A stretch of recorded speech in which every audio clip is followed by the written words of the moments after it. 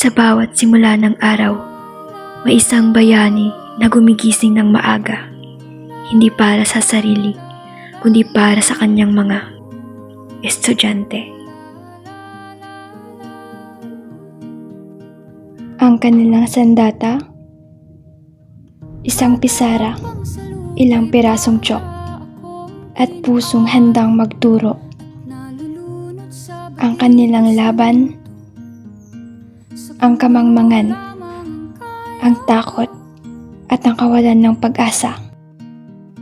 Sa bawat aral na ibinabahagi, hindi lamang kaalaman ang kanilang binibigay, kundi pangarap, pag-asa, at lakas ng loob para sa kinabukasan. Hindi biro ang pagod, hindi madali ang sakripisyo, ngunit sa kabila ng lahat, patuloy silang ngumingiti, patuloy silang nagtuturo,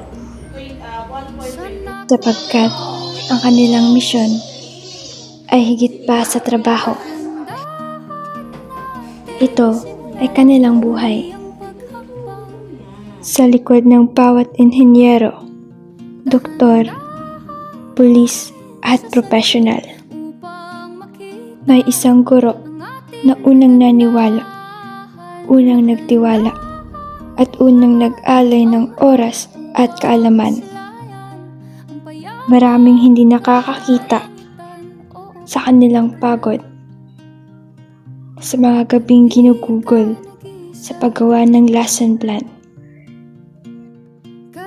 sa mga librong paulit-ulit na binabasa,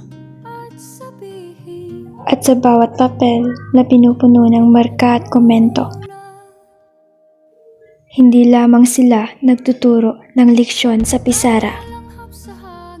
Sila rin ay nakikinig, umaalalay, at nagiging pangalawang magulang. Sa kanilang mata, walang batang mahina. Lahat ay may kakayahan. Lahat ay may kinabukasang dapat marating. Ang bawat araw ng guro ay kwento ng pagsubok at tagumpay. Kwento ng pagtitiis at pag-asa. Kwento ng pag-ibig na hindi humihingi ng kapalit. Salamat po, aming guro. Salamat po, aming bayani. Ito ang aming munting handog. Isang kwento ng pagtuturo, isang alay sa inyo. Nating simulan muli ang paghakbang,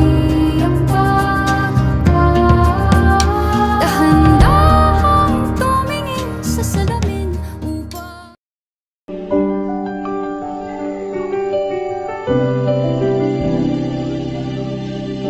when I was lonely, you were with me. When I was silent, you spoke up for me. When I gave up, you gave me strength to stay.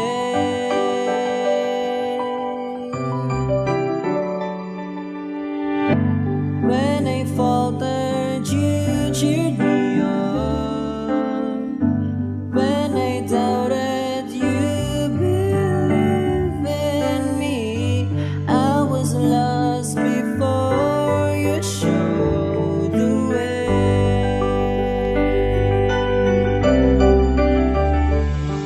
And I always remember the things that you said, and I follow my dreams where they led. It was you are the reason I'm here today. I followed my heart just like you. You changed my life, and I want to say my word is much brighter